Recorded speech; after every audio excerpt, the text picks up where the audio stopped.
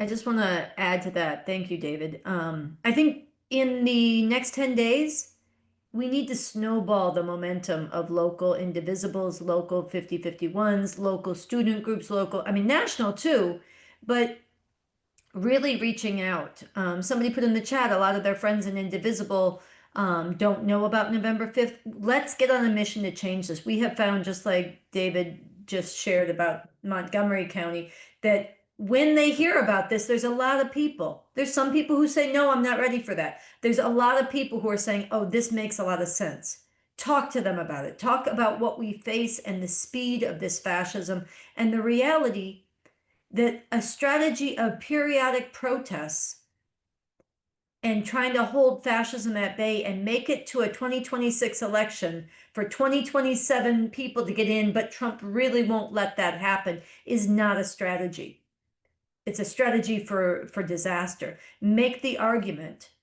And a lot of people actually could get on board, just like David was saying. We should snowball this participation in the next week. We should fight for a tipping point where some of the national leadership of some of these movements throw in.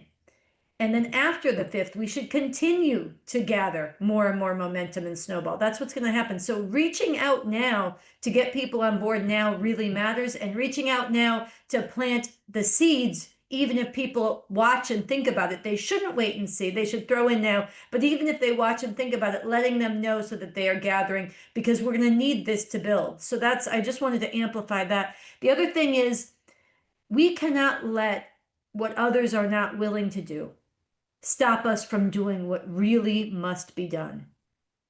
It really must be done. If somebody else had a plan for stopping this fascism, defeating this fascism, which is the only way to stop it, we would not have formed a movement calling for it. We would have joined that movement. This is about stopping this nightmare.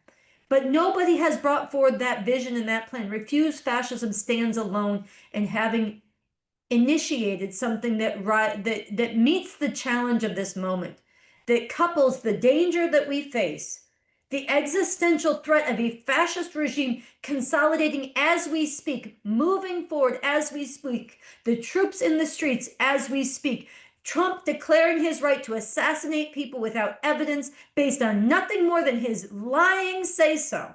As we speak, this is happening now. We've got to stop him now. We're not going to be in a stronger position later.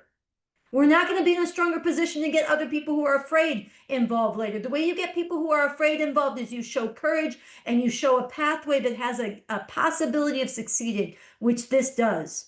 Periodic protests and waiting for the midterms does not have a pathway to succeed. It does not. That's no demerit on the protests. They're beautiful and they're righteous. I'm not telling you not to vote. You do what you want. I'm telling you the truth. We are at a turning point in history, and we have to put all our cards on the table and go big or go home and do what needs to be done.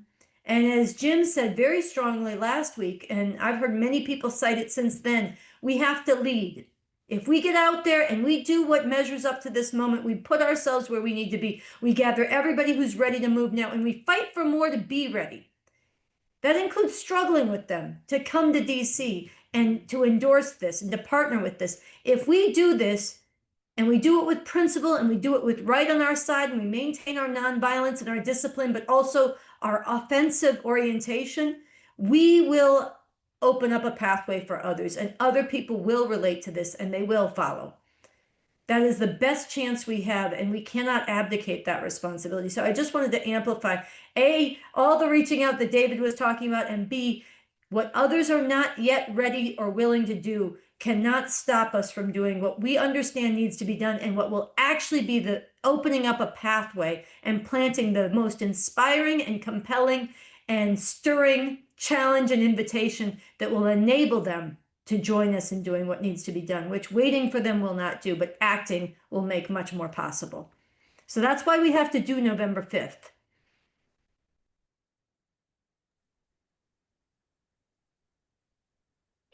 That's why we need to do November